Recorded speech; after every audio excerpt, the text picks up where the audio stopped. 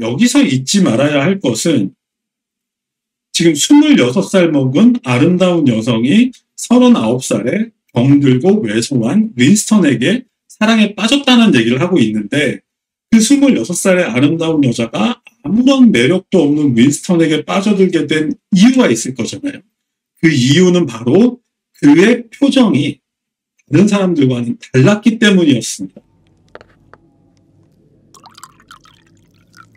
자, 오늘 소개할 작품은 영국 작가인 조지 오웰이 1949년 발표한 1984입니다.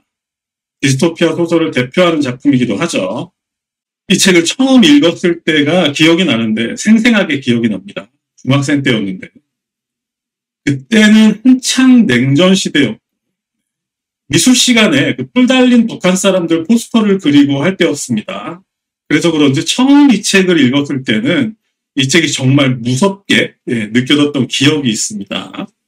그때는 우리나라도 군부 독재 시대였죠. 그래서 그런지 이 책에 나오는 그 유명한 빅브라더가 북한에만 있지는 않을 것 같다는 생각을 하고 그랬던 것 같습니다.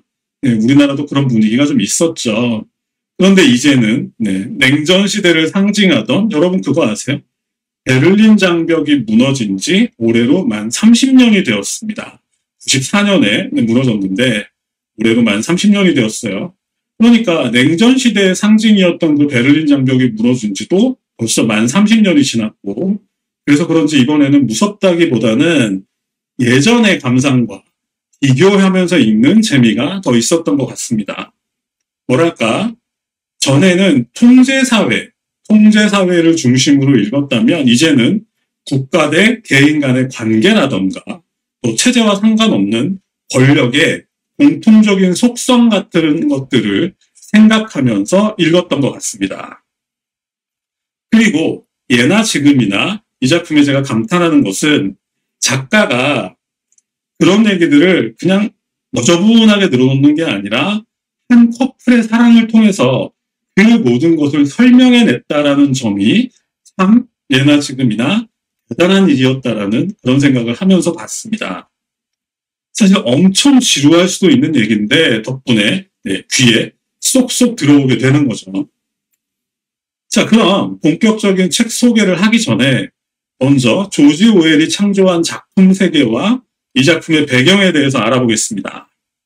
이 책은 1949년도에 발표되었습니다.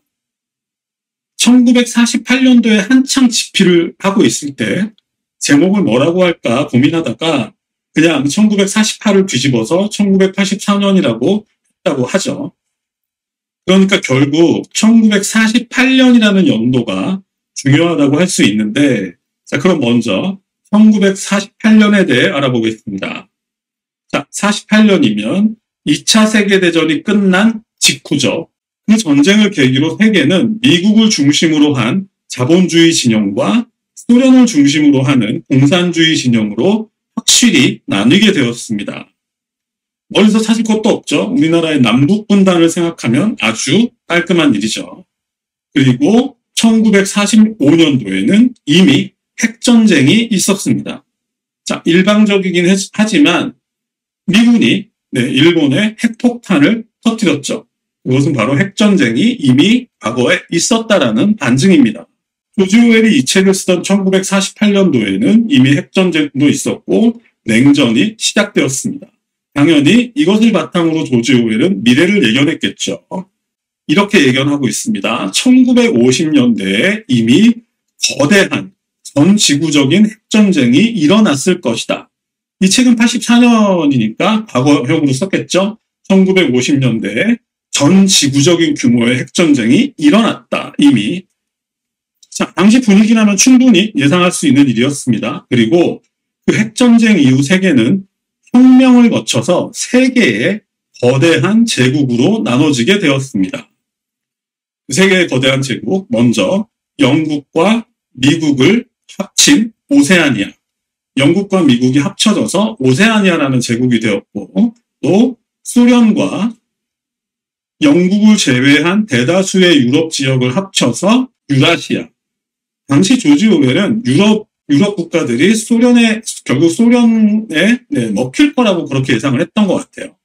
그래서 소련과 대다수 유럽 지역을 포함하는 유라시아, 그리고 마지막으로 중국과 그 다음에 한국이나 일본 등을 포괄하는 이스트아시아, 이런 식으로 핵전쟁 이후에 세계는 세 개의 커다란 제국으로 나누어지게 됩니다.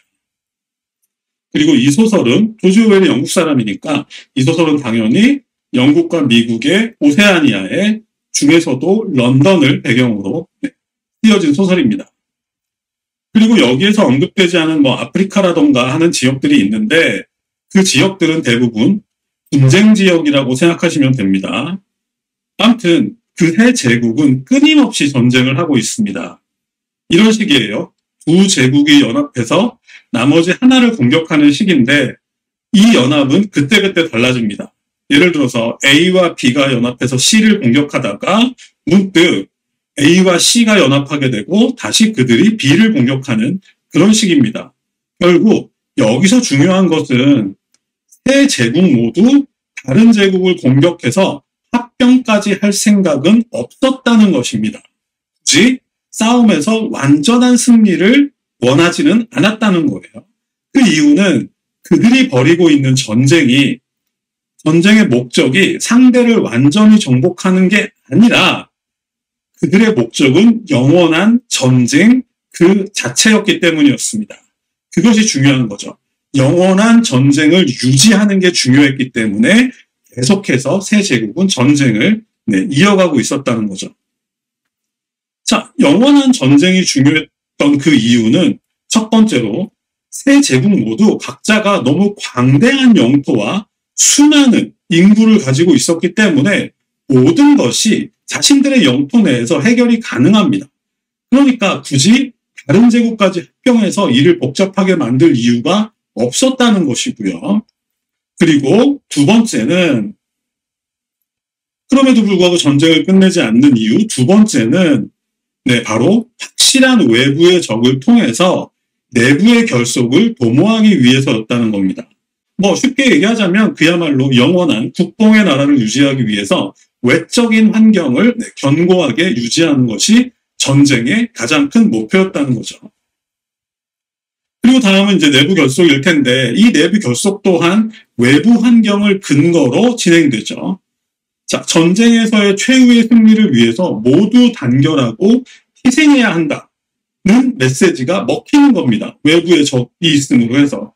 그렇게 함으로써 당의 모든 지시가 설득력을 갖게 되죠. 그래서 그 외부 환경을 통해서 내부 결속을 가지려고 한다. 이렇게 말씀드렸고 제가 방금 당이라는 단어를 사용했습니다. 자, 이것은 작가 자신이 어느 정도 사회주의자였다는 데 근거가 있습니다. 조지 오웰은 미래 사회는 결국 어느 정도 사회주의화 될 거라고 예상했던 것 같습니다.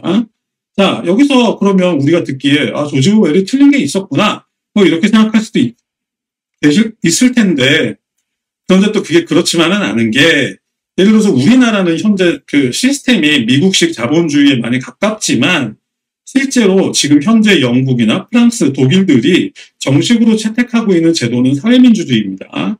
자, 그러니까 그런 걸로 봐서는 조지 오웰의 예견이 어느 정도는 들어맞았다. 이렇게 볼 수도 있는 거죠.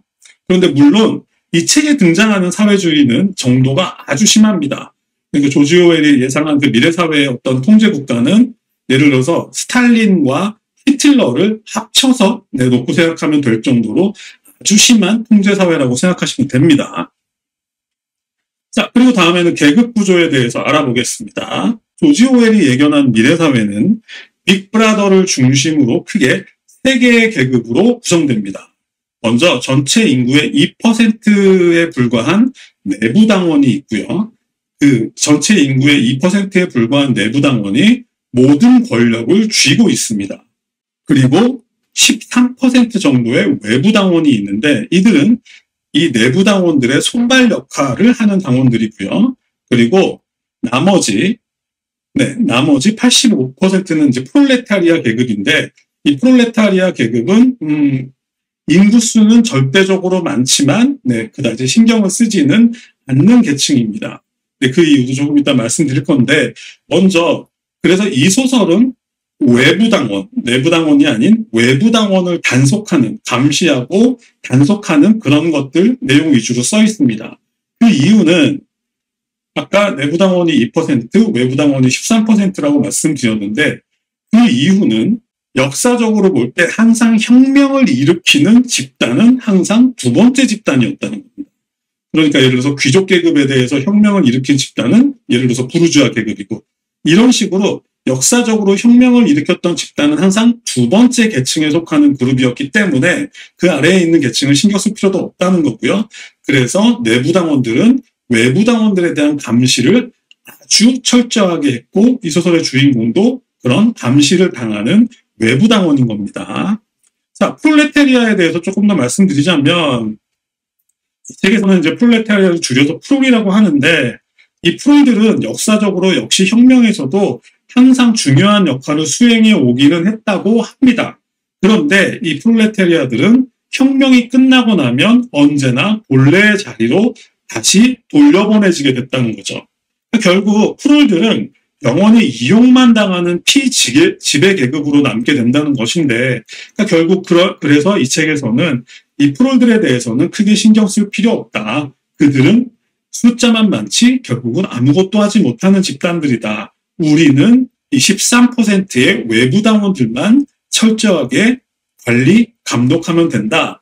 이렇게 생각하시면 되고요. 그리고 많이 알려져 있는 그 유명한 이름인 빅브라더는 실제로는 실존하는지 아닌지 뭐는 알 수 없습니다. 아마 실존하지 않는 것 같은데 그 자체가 중요한 건 아니고 이 빅브라더라는 이름은 결국 당을 상징하는 어떤 깃발 같은 그런 존재라고 생각하시면 될 것 같습니다.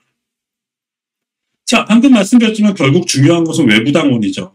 조금 전에도 언급했지만 이 외부 당원들은 교육도 어느 정도 받았고 의식도 있기 때문에 잠재적으로 권력에 큰 위험이 될 수 있어서 평소에 철저하게 감시하고 관리해야 됩니다.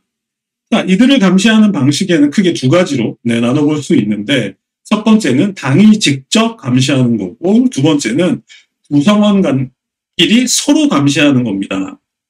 먼저 당의 감시를 상징하는 것은 저 유명한 텔레스크린이라는 말이 있죠.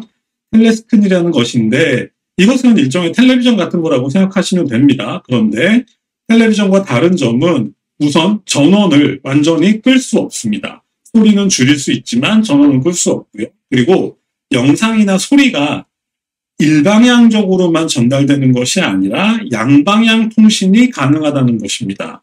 그러니까 나는 텔레스크린에서 나오는 영상이나 소리를 듣지만 반대편에서도 나의 모습이나 내가 내는 소리를 얼마든지 들을 수 있다는 거죠. 근데 실제로 상대방이 나를 지금 감시하고 있는지 아닌지는 결코 알 수 없다는 거죠. 감시사회의 특징이죠. 그러니까 24시간 그 사람은 불안해할 수밖에 없겠죠. 이것이 이제 당의 감시를 상징하는 가장 중요한 장치고 그리고 두 번째, 구성원 서로 간의 감시는 동료나 부부나 가족을 망라합니다. 이 나라에 사는 사람들은 어렸을 때부터 철저하게 교육을 받았기 때문에 아이들은 부모를 고발하는 것을 매우 자랑스럽게 생각하고 이것은 동료나 부부 사이에도 마찬가지입니다. 서로가 서로를 고발하는 것을 너무 자랑스럽게 생각한다는 거죠. 그리고 특이하게도 이 사회에서는 사랑이 금지됩니다. 사랑이 금지되는데 예를 들어서 결혼할 때 배우자를 선택할 수 없는 것은 물론이고 결혼한 후에도 서로에 대해서 애틋한 감정을 갖는 것은 금지됩니다. 자, 성관계도 자손을 낳기 위한 행위에 불과하고 당에 대한 의무라고 표현하고 있습니다. 그리고 쾌락을 느끼는 것은 금지됩니다. 어떻게 그게 가능한가 싶기는 한데 작가는 특히 여성들에 대해서 어린 시절부터 철저한 교육을 하면 그것을 통해서 어른이 돼서까지 심리적인 통제가 가능하다고 적고 있습니다. 이 작품의 주인공 윈스턴의 첫 번째 아내 또한 전형적인 그런 인물이었는데 이렇게 어떤 사랑이나 어떤 쾌락을 금지하는 이유는 이렇게 설명을 해요. 그러니까 사람들이 그런 것에 젖어들게 되면 만족감을 느끼게 된다. 만족감을 느끼게 되면 분노 같은 게 줄어들기 때문에 영원히 외부의 적에 대한 분노를 유지하기 위해서는 철저하게 만족할 수 있는 마음 상태를 만들면 안 된다. 네, 그런 것을 배경으로 사랑이나 쾌락이 금지된다. 이렇게 생각하시면 됩니다. 자, 그러면 만약에 이렇게 철저한 감시 사회에서 어떤 사람이 이상한 말이나 행동을 하면 어떻게 될까요? 재미있는 건 이 사회에는 애초에 법이라는 것 자체가 없다는 것입니다. 법이 없어요. 그러니까 법이 없으니까 법을 어길 수도 없는 거죠. 그런데 법이 없다는 말은 법을 위반할 일이 없다는 말도 되지만 반대로 아무나 엮어넣을 수 있다라는 말이 되기도 하죠. 바로 그것을 위해서 이 사회에는 법이 없는 겁니다.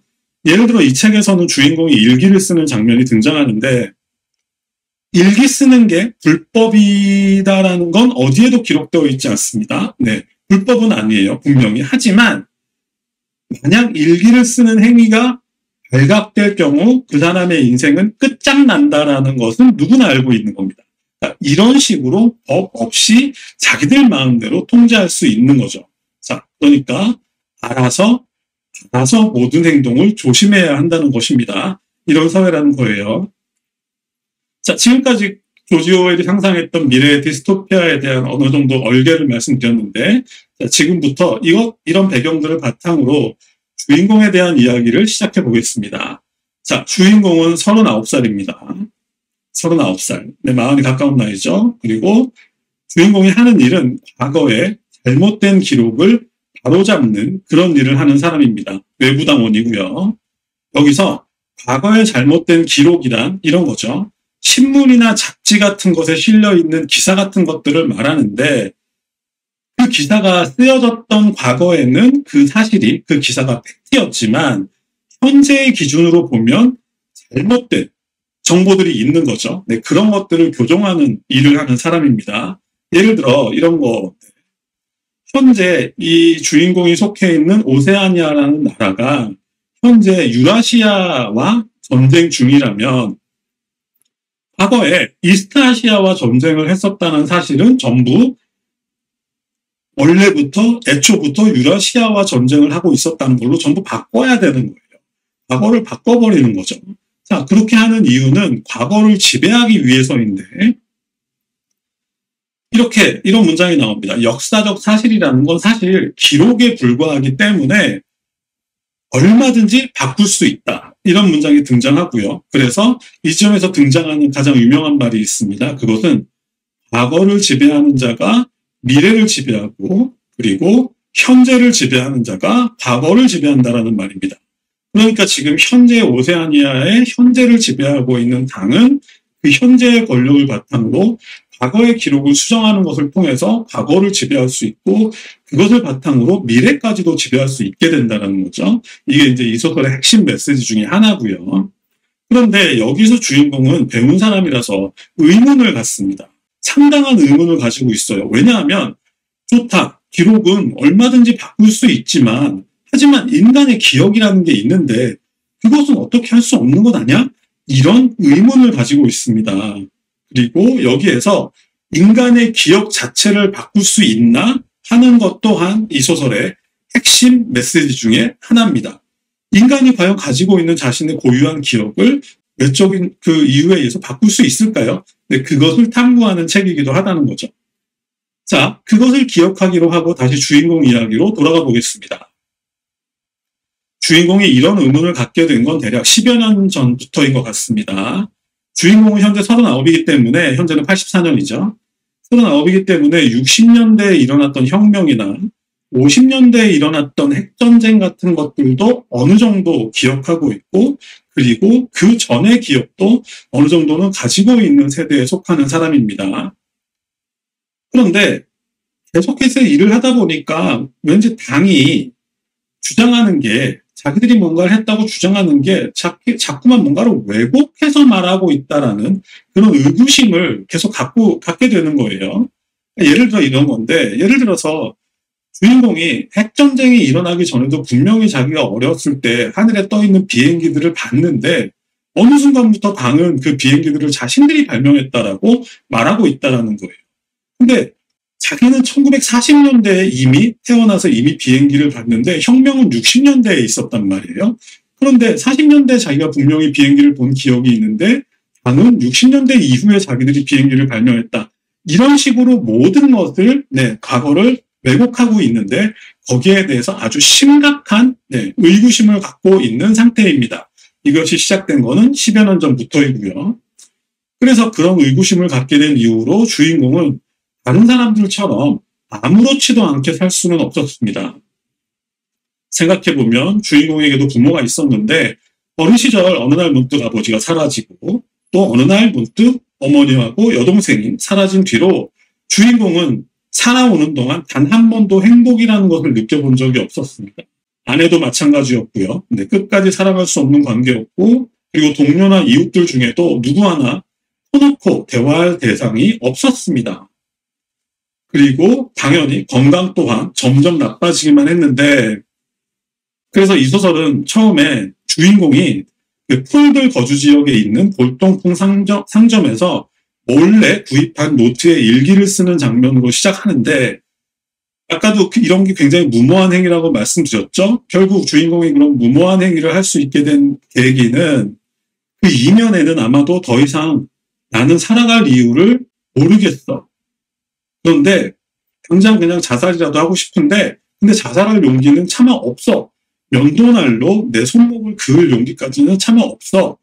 이런 생각들을 하고 있는 상태라는 거죠. 그래서 그런 상황에서 에라 모르겠다. 될 대로 되라. 나는 지금 심리가 깔려 있는 것 같습니다. 그리고 이 지점에서 한 가지만 더 기억하고 넘어가자면 주인공은 지금으로부터 7년 전에 사무실에서 우연히 오브라이언이라는 이름의 내부 당원을 만난 적이 있었습니다. 그런데 한 번 만났을 뿐인데 그 오브라이언의 눈빛과 표정이 매우 오묘했던 거죠. 그 눈빛과 표정은 마치 나는 당신의 마음을 다 알고 있다. 그리고 나 역시 당신 편이다. 이런 의미인 것 같았습니다. 그래서 그 이후로 오브라이언은 주인공에게 수많은 외부 당원과 폴들을 규합해서 당을 전복시킬 수 있는 혁명을 일으킬 수 있는 어떤 상징적인 존재로 기억되게 된 거죠. 주인공의 이름은 윈스턴입니다. 제가 중학교 때 이 책을 처음 읽었다고 말씀드렸죠. 중학교 때 처음 읽을 때 이 책을 읽을 때 윈스턴에 대한 묘사를 보면서 난생 처음으로 소설 속에서 제 분신을 발견한 느낌이 들었습니다. 중학생 때 이 소설을 처음 접하자마자 윈스턴이 미래의 내 모습이구나 하는 생각이 들었던 거죠. 그래서 대학 다닐 때는 제가 담배도 윈스턴만 폈습니다. 윈스턴을 너무 좋아해가지고. 그러다가 아시는 분들이 계실지도 모르겠는데 그 카멜이라는 밴드가 있어요. 카멜의 스테이셔너리 트래블러라는 노래를 좋아하게 되면서부터 그때부터 담배를 카멜로 바꿨던 그런 기억이 있는데 다 지나간 얘기죠. 자, 다시 소설로 돌아오면 그러던 어느 날 주인공 윈스턴이 건물 복도에서 우연히 검은 머리의 여자 한 명을 만나게 됩니다. 20대 중반으로 보이는 그 여자는 모든 면에서 당이 원하는 완벽한 인물로 보였고요. 그래서 그런 그녀를 보고 윈스턴은 그 자리에서 그녀를 겁탈하고 그런 다음에 때려 죽이고 싶다는 욕망을 느끼게 됩니다.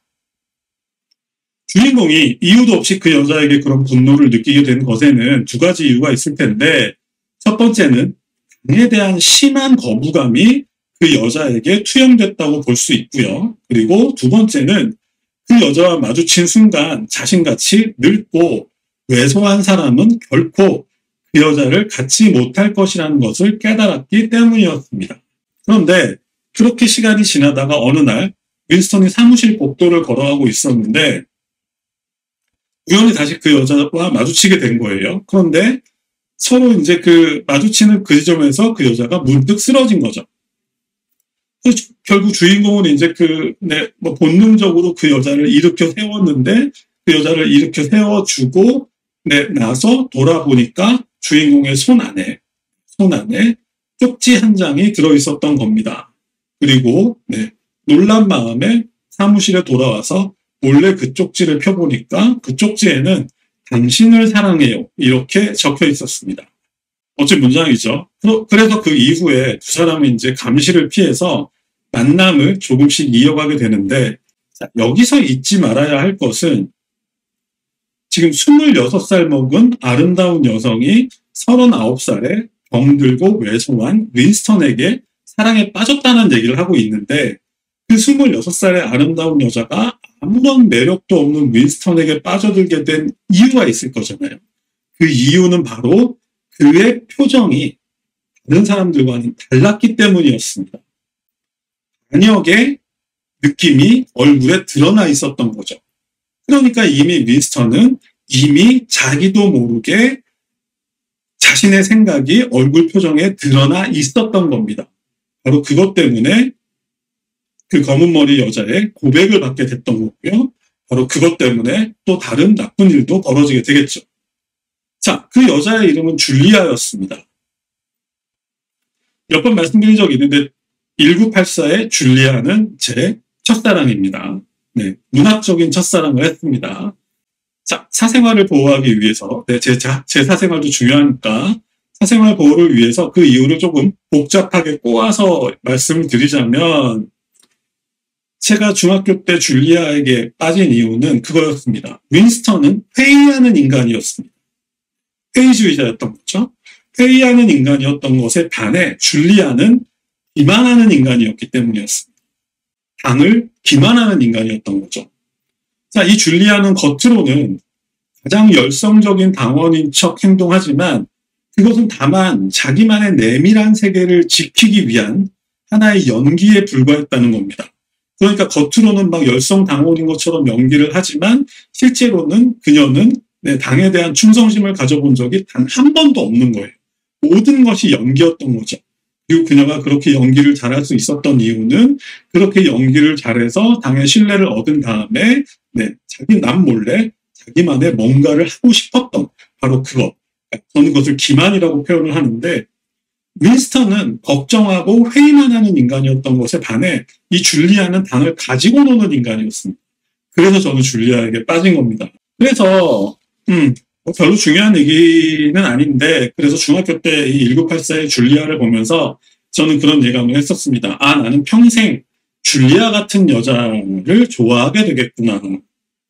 실제로 그렇습니다. 지금도 그렇습니다. 그리고 그거보다 더 중요한 것은 줄리아 같은 여자를 좋아하는 것뿐만 아니라 내 안에 있는 줄리아적인 면을 깨우기 위해서 평생 노력하게 되겠구나.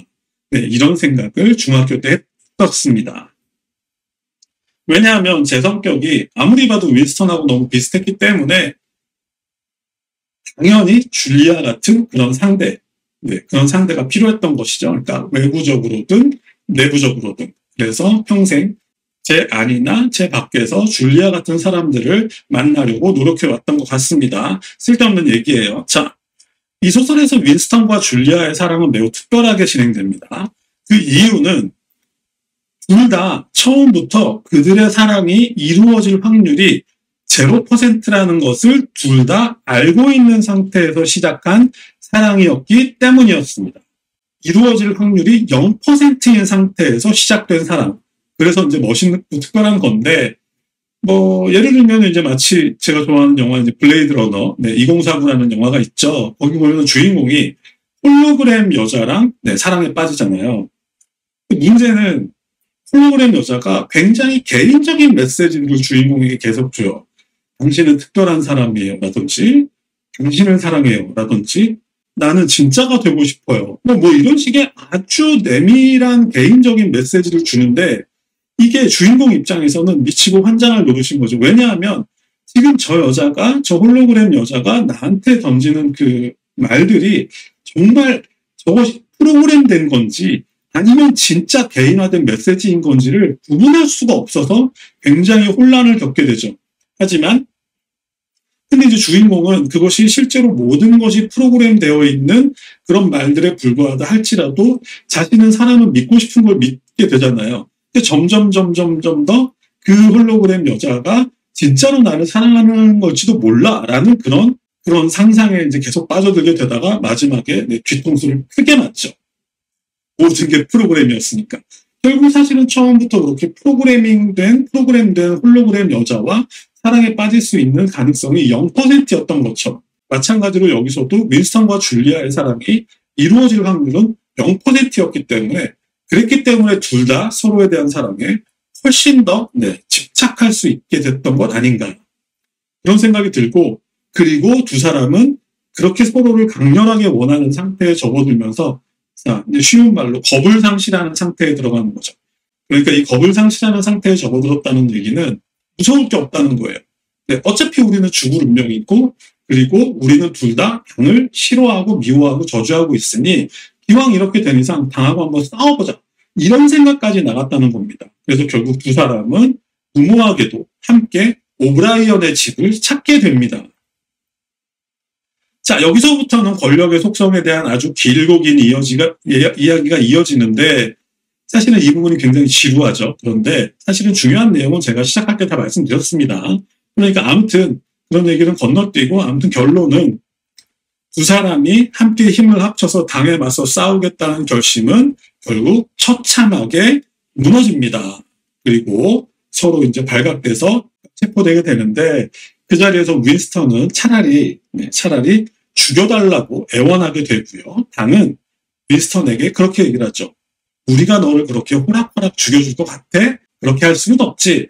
이렇게 말하는 장면들이 계속해서 이어지고 그리고 마침내는 두 사람, 윈스턴과 줄리아의 마음속에 아주 마음 깊은 곳에 숨겨져 있는 그런 내밀한 생각들까지 당은 전부 개조해버리는 데 성공을 하고 그리고 더불어서 정말 마음 깊은 곳에서 소중하게 간직하고 있는 서로에 대한 사랑마저도 철저하게 파괴해버립니다. 사랑 자체를 파괴해버립니다. 그제서야 그것이 이제 철저하게 파괴된 것을 확인한 후에야 당은 두 사람을 행복해하는 두 사람을 처형장으로 보내게 됩니다. 총을 맞을 때 행복했다고 그렇게 적혀있죠. 그렇게 이 소설은 마무리됩니다. 자, 시작할 때도 언급했지만 올해는 베를린 장벽이 무너진 지 30년이 되는 해입니다. 제가 북한 사정은 잘 모르겠지만 자, 러시아도 국민투표를 통해서 대통령을 뽑은 지 오래됐고 중국도 보면 빈부격차가 엄청 심하잖아요. 저렇게 빈부격차가 심한 걸 보면 사유재산을 인정한 지도 꽤 오래된 것 같습니다. 그런 의미에서 과거에 사실 이 책은 굉장히 과거에는 이데올로기 어떤 경쟁의 도구로 가장 많이 활용되었던 책인데 그런 이데올로기의 도구로 활용되던 이 책이 그런 이데올로기의 도구로 활용되던 그런 시기는 이미 지나간 것 같습니다. 그래서 그런지 사실 이번에는 조금 더 다른 것들이 눈에 더 들어왔는데 자, 그것은 아까 시작할 때도 슬쩍 말씀드렸지만 그것은 각 개인은 상대가 기업이 됐건 아니면 국가가 됐건 그런 대규모 조직에 대해서 참 언제나 변함없이 무기력한 존재구나 하는 그런 생각을 하면서 이번에는 읽었던 것 같습니다.